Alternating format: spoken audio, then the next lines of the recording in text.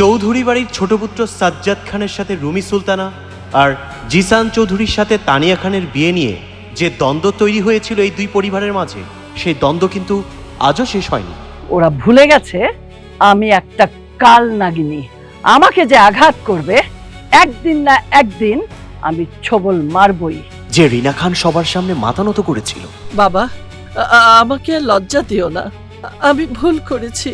সে কি সত্যি ভেঙে পড়েছিল, নাকি সেদিন থেকেই শুরু হয়েছিল তার নতুন খেলা? প্রতিটা অপমান, প্রতিটা আঘাত, প্রতিটা চোখের জল আজও ভুলতে পারেনি রিনা খান।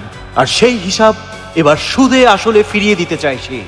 এবার আমি এমন চাল দেব জিসান বুঝতেই পারবে না তার সবচেয়ে কাছের মানুষটাই তার সবচেয়ে বড় প্রতিপক্ষ হয়ে গেছে। কিন্তু ওই একই যুদ্ধে নামছে আরেকজন শহরের প্রভাবশালী ব্যবসায়ী ইমতিয়াজ মির্জা, যে বহুদিন ধরেই অপেক্ষা করছিল জিসান চৌধুরীকে মাটিতে নামানো।